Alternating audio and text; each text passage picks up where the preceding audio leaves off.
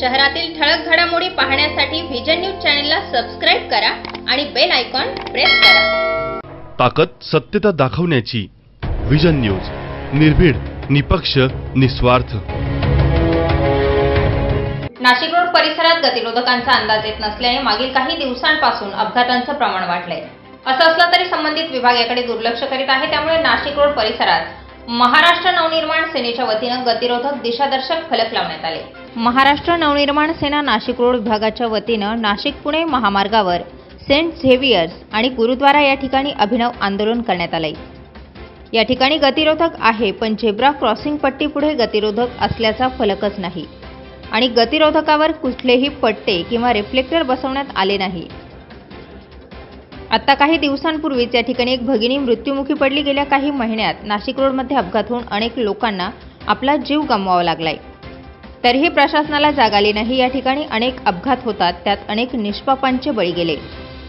अजून किती लोकांच्या बळी गेल्यावर प्रशासनाला जाग येईल असा प्रश्न मनसेचे विभाग अध्यक्ष विक्रम कदम यांनी विचारलाय। वारंवार आंदोलनं व निवेदनं देऊनही या गंभीर प्रश्नावर प्रशासन गंभीर होत नसल्यामुळे या ठिकाणी पुढे गतिरोधक आहे, गतिरोधकावर पांढरे पट्टे नाहीत, वाहने सावकाश चालवा, आपली बेफिकीर दत्तक नाशिक ग्रामपंचायत, कणवाळू महाराष्ट्र नवनिर्माण सेना नाशिक रोड विभाग अशा आशयाचा फलक लावून प्रशासनावर चीड व्यक्त करून लक्ष वेधण्याचा अभिनव प्रयत्न करण्यात आलाय। त्यांच्या आंदोलनाचे नागरिकांनी स्वागत केले। नाशिक रोड विभाग अध्यक्ष विक्रम कदम यांच्या नेतृत्वाखाली व प्रमोद साखरे, प्रकाश बंटी कोरडे, संतोष सहाणे यांच्या प्रमुख उपस्थितीत अभिनव आंदोलन करण्यात आले। आंदोलनात विनायक पगारे, बाजीराव मते, रवी कडजेकर, भाऊसाहेब ठाकरे आदींसह पक्ष पदाधिकारी यावेळी उपस्थित होते। सेनेच्या वतीनं नाशिक रोड विभाग, महाराष्ट्र नवनिर्माण सेनेचे सर्व पदाधिकारी, सर्व सहकारी मित्र यांच्या वतीनं या ठिकाणी गेल्या अनेक दिवसापासून आपण बघतोय की स्पीड ब्रेकरचा प्रश्न निर्माण झालेला आहे आणि या स्पीड ब्रेकरच्या माध्यमातून एक ॲक्सिडेंट आता नुकताच घडलाय।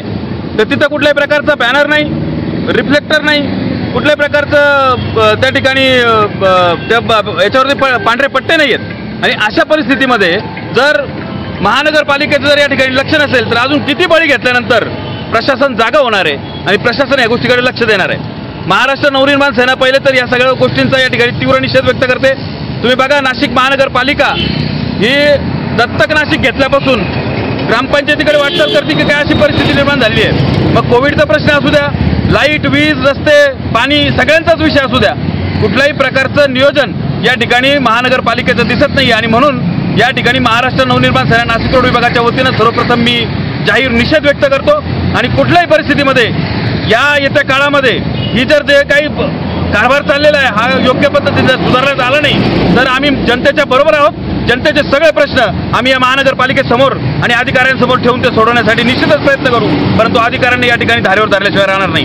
जर येत्या काळामध्ये महाराष्ट्र नवनिर्माण सेना संपूर्ण शहरामध्ये आणि संपूर्ण नाशिक रोड विभागाच्या आतमध्ये या ठिकाणी आम्ही तीव्र असे आंदोलन वेगवेगळ्या माध्यमातून उभारणार आहोत आणि महानगरपालिकेच्या समोर येथील नागरिकांचे प्रश्न ठेवणार आहोत। त्या सोडवण्यासाठी निश्चितच महाराष्ट्र नवनिर्माण सेना या ठिकाणी कटिबद्ध आहे।